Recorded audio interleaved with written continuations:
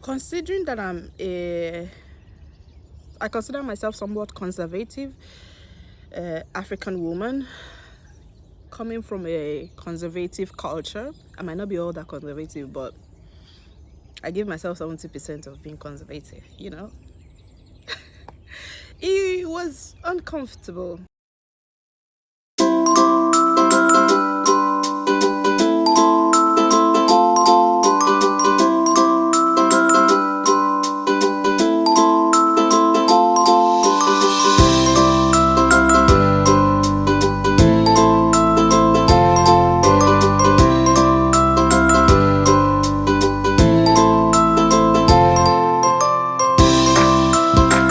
Guys, good morning to you all wherever you're watching me from. Bom dia, as we say in Portuguese. Bom dia, e todo. Good morning, all. Happy New Week to you all again. Okay, so it's a new week, and I felt it's the best time to drop a new content. I'm trying to do better this year. I'm trying not to disappear on you guys, considering that I'm still trying to grow my channel. And after watching my last video, I realized that my audio wasn't too good, and I had microphone in the house. I didn't even know why I forgot to put it on. So this is me doing better, being intentional in 2024 with my microphone. Little steps, they say little drops makes an ocean, so making the effort. Anyways, we'll be talking about culture shocks that I got, or that we as a family got after moving to Portugal. 2,000 years later. By the way, grab a cup of coffee. You will need one because this one is long, very long. So let me give you guys a backstory for those who are new here. My family and I moved to Portugal almost 2 years ago, 18 months ago. We are not 2 years yet, but we're almost there. We're close. And I've been making a list of the things that actually shocked me or us in general. Like they're not things that they're not, I don't know, they don't make life uncomfortable. Some of them do, but they're just little things that you just can't seem to look past. Again, before I go into the details of what I have for you this month, remember I told you in the first video of 2024 that it's going to be me, you, and my outdoor space this year. I'm going to try to keep to this outdoor space thing because I'm loving the background, the backdrop. I know I have a very beautiful house, yes, if I may say so myself. But I just felt like all through last year we had too many indoor videos. So this year we're going to be doing outdoor videos. You're going to hear my neighbor's dogs. You're going to hear cars driving past. You're going to hear a few aeroplanes here and there. But we won't let it kill our shine. Yes, we won't. And then get used to seeing that my cactus there. And it is so. I've been making a list of the few things that just stood out differently to us as foreigners that decided to move our home, our business, our kids, our life entirely to a whole new country. By the way, we are in January, still in the middle of winter. The weather still looks amazing. So thank you, Lord, for a great, beautiful day. It's not all that great. It's not bad. So there's something to be grateful for. What are you grateful for today? Enough about the rambling. Let's go into the cappuccino is life. Anyways, the first thing that stood out to me, that made me in particular a little uncomfortable or that was shocking, was kissing as a way of greeting. I don't know if this is done. I'm sure it's not done everywhere in Europe because I schooled in the UK and we were not kissing as a way of greeting. Here in Portugal, by the way, Portugal is a very beautiful country. Portugal has amazing people, amazing food, I think I shouldn't give all of that away because I will do a video on the things I love or my family loves about Portugal. But right now, let's talk about the things that shocked me or shocked us, because the kissing pass was a very big shock that I was not prepared for. Before we moved to Portugal, my family and I did the research. My husband and I did our research. We practically got all grounds covered, because we are not just traveling for summer or for vacation. We are actually moving our businesses, our lives, our children, everything, our whole essence. We are moving it to Portugal. So we actually did our research, but for some reason I didn't see that little part where you kind of get to kiss everybody when you're saying hello. That's weird, but I never got used to it. It was just very uncomfortable. In Portugal, when you meet somebody, you were like, oh, hola, bom dia, boa tarde. While you're doing bom dia, good morning, good afternoon, you are pecking them on the cheek on the left and pecking them on the cheek on the right, and you're doing the same to you as well, whether it's a male or a female person. Considering that I consider myself somewhat conservative African woman, coming from a conservative culture. I might not be all that conservative, but I give myself 70% of being conservative, It was uncomfortable, and I don't want to be judged, but I'm gonna put this out there. The minute I got married about almost 10 years ago. I had a boundary, I set a boundary where there is no hugging the opposite gender. If you're not my husband, what's the point of hugging you? I would say hello politely. Even back home in Nigeria, I don't usually shake men, and I've not been forced or I don't know, made to do that by anybody. I don't have to do that. I don't have the reason to do that. The only places where I think I find myself doing that is when we go for business meetings once in a while. So yeah, and those are professional meetings, so yes. But ordinarily, just saying hello, and it has never been my style, so it was a bit weird. I don't know, I've been to Greece with my family for some time. We were not kissing anybody, and anybody wasn't kissing us. It was weird. It took a lot of getting used to, but I couldn't get used to it, so I completely stopped it. In fact, my husband and I had to ask one of the locals that are our family friends, do you have to always kiss everybody? And they said no, not really, but it's just their culture. You don't have to do it, you're a foreigner. But we realized that when we don't do it, they get upset, they feel like we don't respect them enough or something. So my husband does it, I don't. I'm like, oh, hello. So I think most people are getting to understand that. But the whole essence of moving was to get used to their culture and tradition. But again, you don't have to do things that makes you feel uncomfortable. Yeah, that's number one. Kisses as a means or as a way of saying hello. Number two, Deutsch. Portugal has a slow and very laid back lifestyle. I don't know how to explain this, but the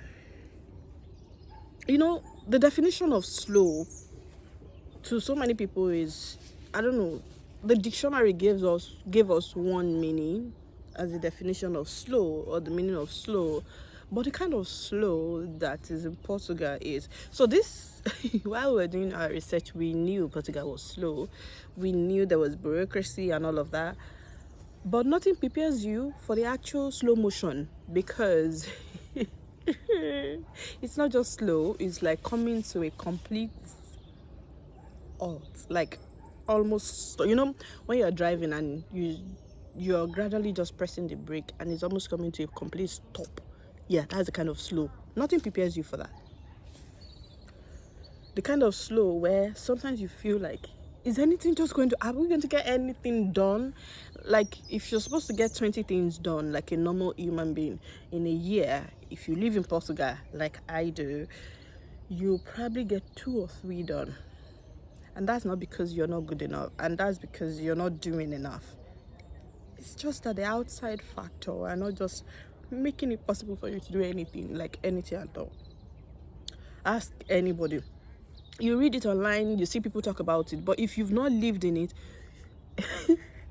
you will not get the gravity, or I don't know how to describe this. English is actually failing me right now.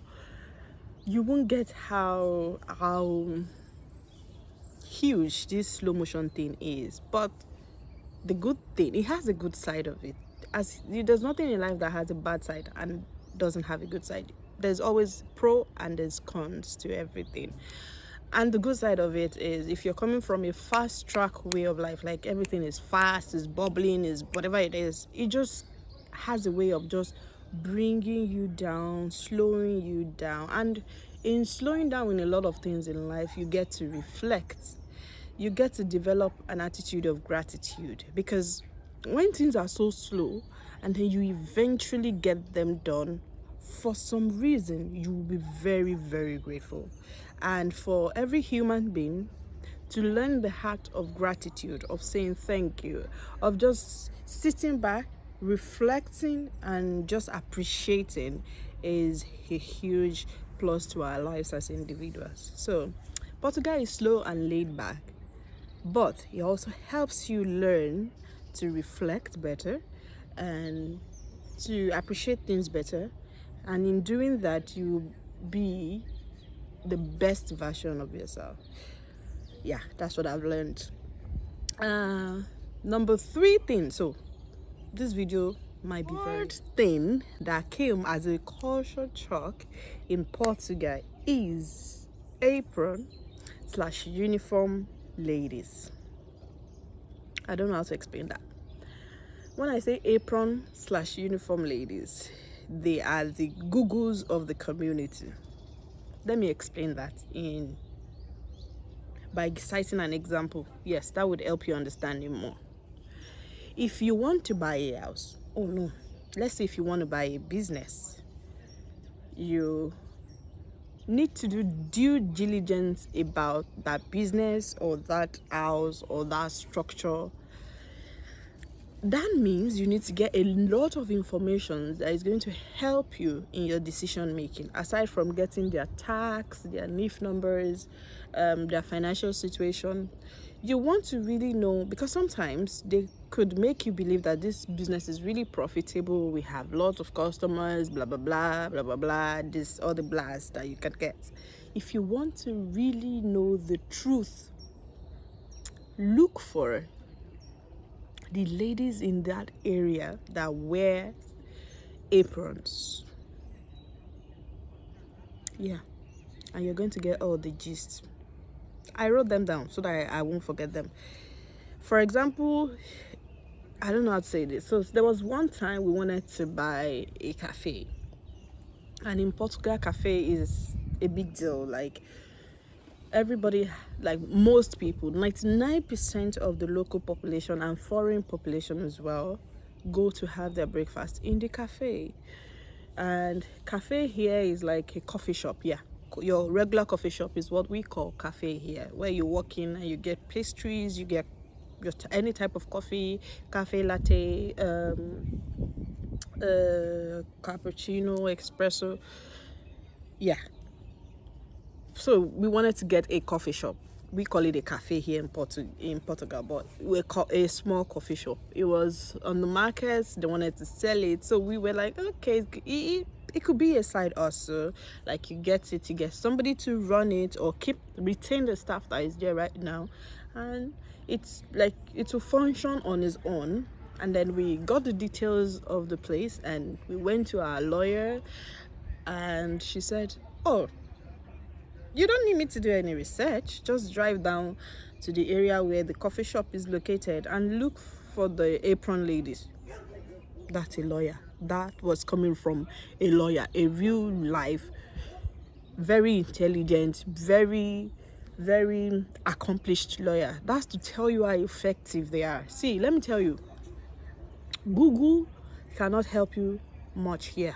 They don't have a lot of information digitalized. Like, I'm looking for a restaurant, I want a crab restaurant, I want an oyster restaurant, I want blah blah blah restaurant. You won't find it, let me tell you. You need the locals to help you locate it. When she said that, to look for the apron ladies, I'm like, oh, why? She said they will give you all the information you need. And it struck me. Here in my area where I live, we have one particular apron lady that walks our streets every morning and every evening. She's an old lady. She's a grandma. So we call grandmas Avo. Avo? Yeah, Avo. Apparently, that's the way they do their survey, their own survey. They know every and anything. I'm telling you, these ladies know everything. They know who lives where. They know what you do. They know how many kids you have. They know what you do on a Monday, what time you leave the house, and what time you come in. In fact, they are the Wikipedia of the environment. So yes, they are your surest way of getting the best due diligence done. I kid you not. Like, any information they give you is legit, I think you get the gist by now, because I can keep going on and on about the avos in April. Let's just stop there. Number 4.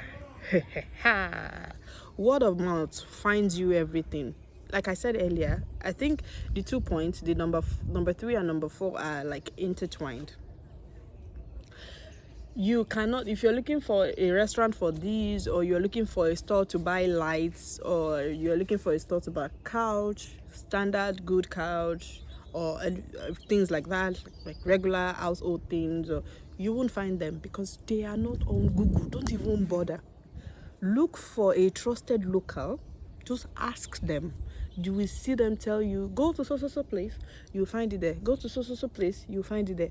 And you will go there. Lo and behold, you're going to find what you're looking for. But if you go on Google, my dear brothers and sisters, on YouTube, you are not going to find nothing. Nada. You need the locals to point you in the direction of where to get everything. And it takes time to figure that out. Yeah. So that you will not learn the hard way, I'm telling you. And it is number 5. Housefly sucks blood, not mosquito. It takes some time to take that all in. In Africa, where I come from, we have mosquitoes, and mosquito gives you malaria when they feed on you. Here, mosquitoes doesn't give us malaria, but the mosquitoes here are times 10 the size of what we have in Nigeria. It was a bit shocking because that was not the first time I was seeing mosquito. I grew up with mosquito. Like, what's the big deal about mosquitoes? But the size of the mosquito, it was different. Like, it was very different. It was huge. It was like I was coming from a mosquito of this size, and I found a mosquito of this size. Yeah. And the housefly is here. In Africa, our houseflies try to get on our meals or try to perch on things that are around you. The houseflies here just want to suck your blood if they have the opportunity. So as you're chasing housefly out of mosquitoes out of your house so that they don't perch or feed on you, you have to chase houseflies as well, because they are professional blood suckers as well. I know that sounds weird, but it is what it is. What can I do? It's not my problem. I didn't cause it. But anyways, they are just part of the package, if you get it. I'm getting cold. It's a bit cold outside. But this is me fulfilling my promise. So, Let's get it done. Number 6, if you ever visit Portugal, try to visit Portugal. Portugal is beautiful, and you like visit a restaurant to have lunch or dinner or whatever it is. When they put olives or bread or chorizo, whatever starter, whatever it is, those things that they put on the table before they bring your meals, it's not free. You're gonna pay for it. If you take one, you're gonna pay for it. It is not free. They don't tell you these things. So from where I come from, they give you bread, they give you like mini snacks just before your meals or your starters, your main meal come in. Here they give you the same thing, but they give olives, they give you chorizo, they give you bread. But if you do feel like fetching or snacking on them, it is not free. It's going to be added to your bill at the end of the day. You are gonna pay for that snack. Unlike places like Nigeria, the UK, the US, where those things are free. Here in Portugal, they are not free. You're going to have to pay for them if you touch them. If you don't touch them, they won't charge you for it. But they won't explain to you that if you do touch them or take out of them, you're going to pay. So heads up, they are not free. Again, I think I've lost count now.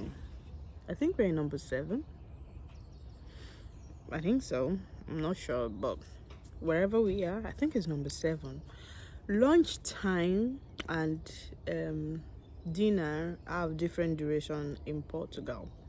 Thank you. This is what I'm trying to say. I'm going to be like explaining this through an example.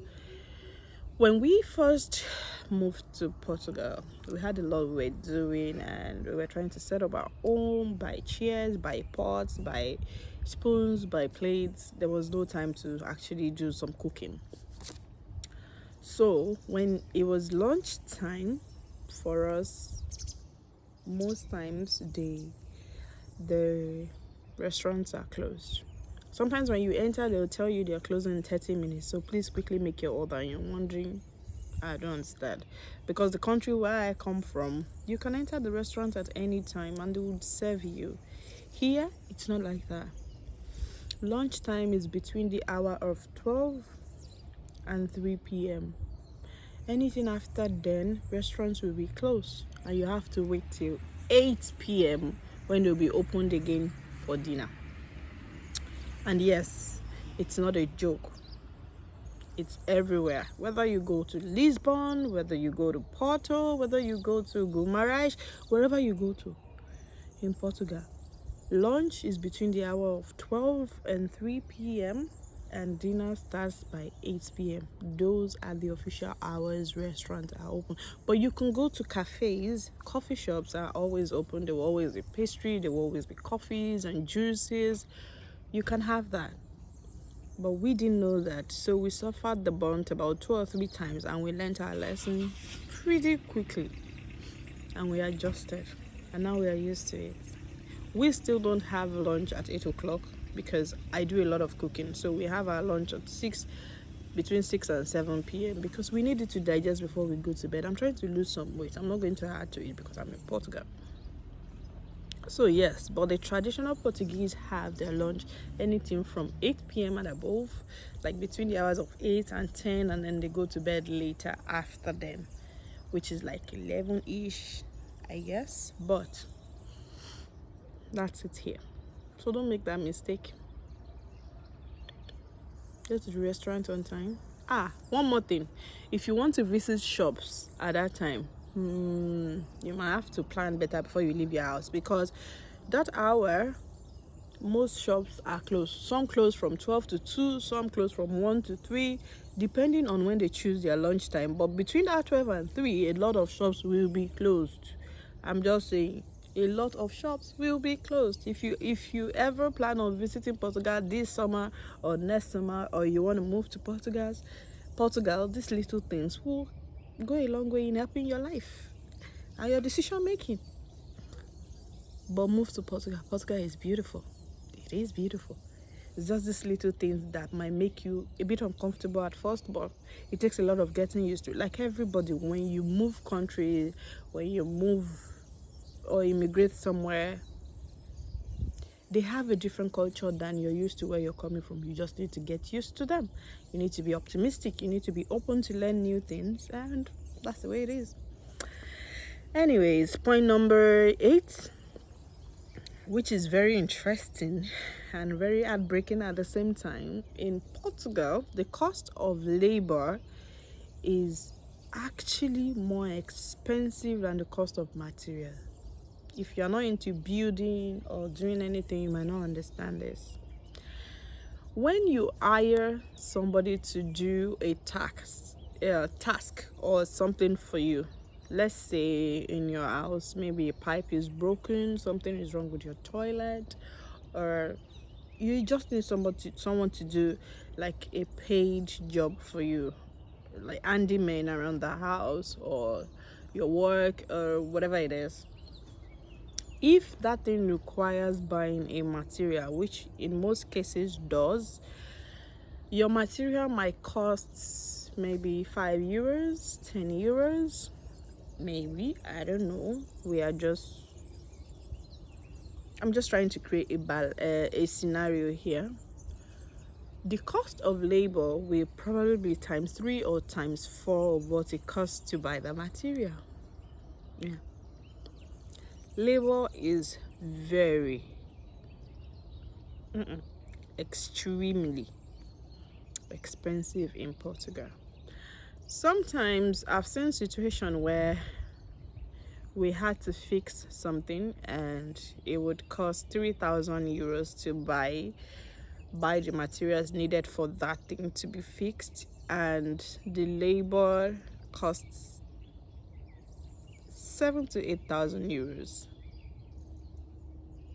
So sometimes when things are broken, it's better to just buy a new one than to get them fixed. I don't know if you understand that.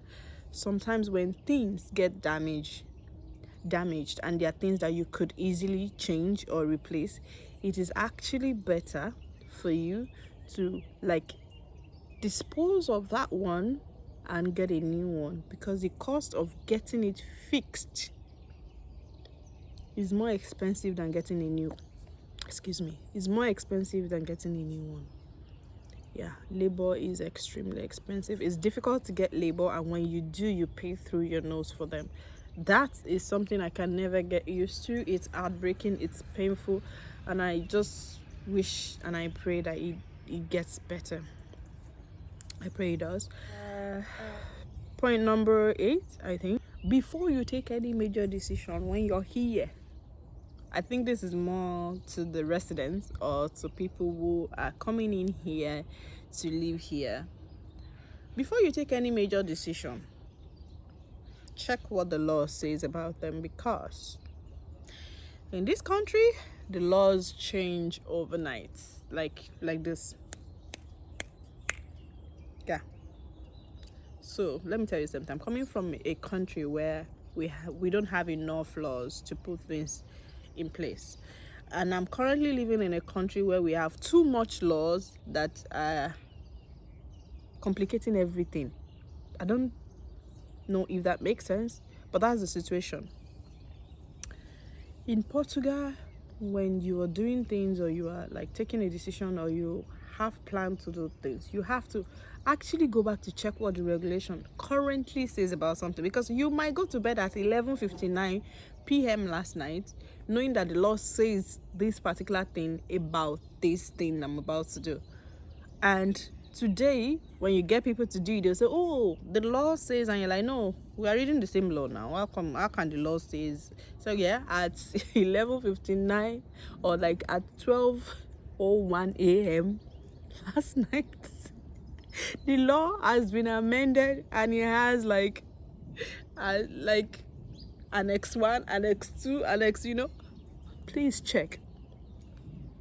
Me, I have not gotten used to it. Not because I don't want to, just because I don't know, one of the things that brought us to this country is because they have laws in place, so nobody can just do anyhow.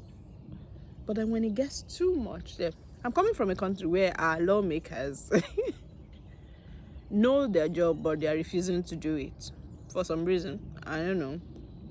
And I'm in a country where the lawmakers knows their job and overdo it. Does that make sense? Because even lawyers are struggling.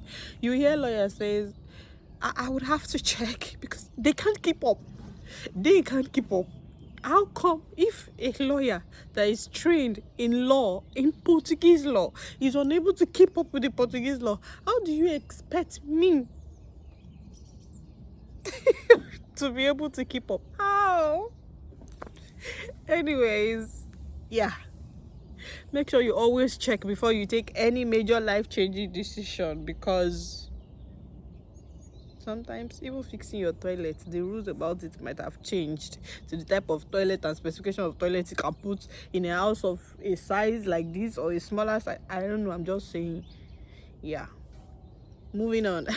Number, is it 9 or 10? I've mixed it up, but manage it like that. If you have, I think it's 10. If you have a big family, oh, okay, now I remember what this point is. If you want a big car, you're gonna struggle to get a big car. That one shocked me to the bones. Portuguese usually have like 1 child, 2 children at most. You rarely see people with 3 kids like myself. My husband and I have 3 beautiful kids, which in the culture where we are coming from is even little, because some people have 6, 7, 11. So that we decided to stay at 4 means we are, we are the educated elites. Just saying. Anywho's, that was just a joke, but I'm just saying, here in Portugal, people have 1 child or 2 children. Even those 2 children, they'll probably have the first one 10 years or 15 years before the second one. Yeah, I've asked a lot of mothers why do they do that. They've explained, which would be another video because this video is already too long. I just wanted to put everything here, and I know by the time I'm filming next week, it's going to be a completely different topic, or it's going to be a vlog, I'm not sure. But back to my point, it's difficult to get big cars because the Portuguese drive this type of car. So I'm going to put it somewhere here. And where I'm coming from, we have a lot of this type of cars, huge cars, like big cars. We have the like of Range Rover, Land Rover, things like that. Here you have things like Picanto, you have things like what's the name of this very tiny car that they drive? I don't know, but yeah, tiny. And I think it's because they have a lot of tiny roads. A lot of houses in Europe are extremely old, and they are monuments. They are a part of history, so they don't take them down. So to go around comfortably without having a headache, you need small cars, or else you're going to struggle with parking spaces, you're going to struggle with lanes and roads and all of those things. So as a family of 5, we have a big BMW that we use, and it's comfortable for us. It takes us everywhere we need to go. But recently my mom came visiting to celebrate the Christmas and the New Year season with us, and it was a big struggle going around. We do a lot of staycations, so we don't take like long vacations because my husband and I don't have that time because of work, but we do like weekend staycations, like we go on Friday evening, come back Sundays. We do a lot of that, like to just get our kids to have the kind of life we would want them to have. So since we got to Portugal, we've not had time to like take a proper family vacation like we always do every year. We have not had time to do that because we are settling, and we're settling a lot of things at the same time. So we are trying to just put a balance in life. What's important is having a balance. If you can't do it now, you can do it later, but get the things you need to do right now in place and get them done properly, and that's what we've been doing. So we take a lot of staycations here and there, and when my mom came visiting, we couldn't go around because we have a car that carries 5 people plus my mom, making 6 people, and that's the struggle. So we decided to go to the car hire. We have a lot of car hiring companies here that will give you a car for a fee for a particular number of days, and when you're done you bring it back. We try to like get a car hire that can take 6 to 7 people. It was a struggle. We did get one. It was Dacia, and it's manual. Like seriously, who wants to drive a manual car? I know Europeans love manual car, but I don't like stress in my life. I don't know if you do, but I don't. That was the only 7-seater we could get, and we didn't take it because who wants to be throwing around a gear stick? Who? When? How? I can't do that business. I refuse to do that business. What? Anyways, so if you have a big family, you're gonna have you will somewhat struggle because you would have to get a big car, and when you do, you will struggle with a lot of parking if that's the car you use for your everyday life.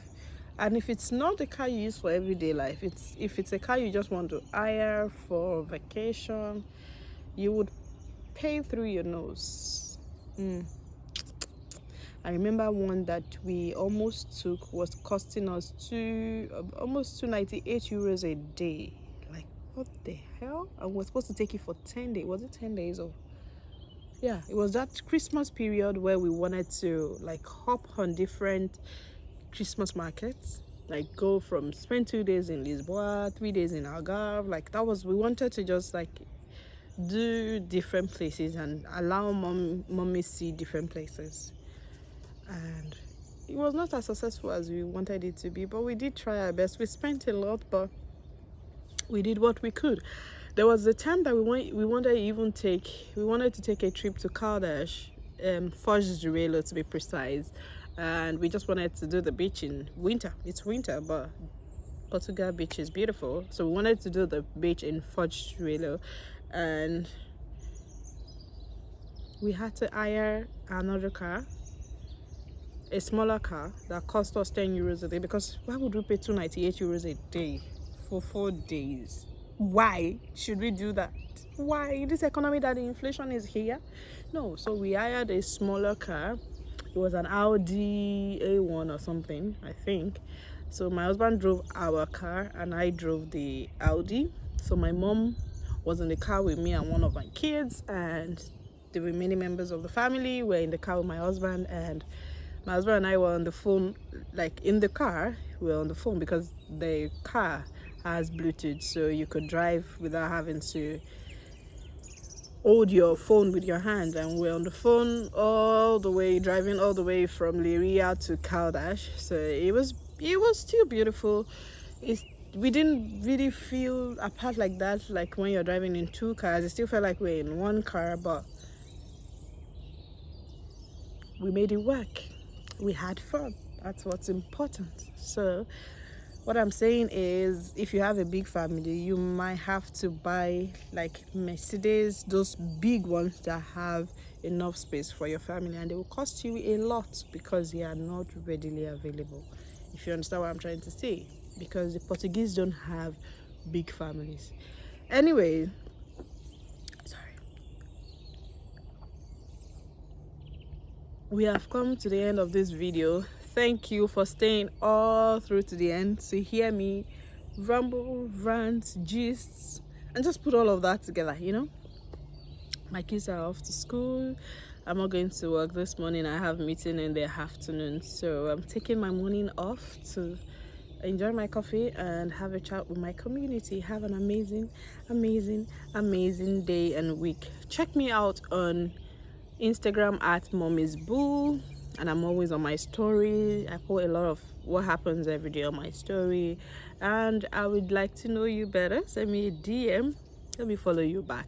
Please like, subscribe, and share with your friend if you feel it's important and it has enough information for you to help make up your mind. Have an amazing one. See you in the next video. Ciao.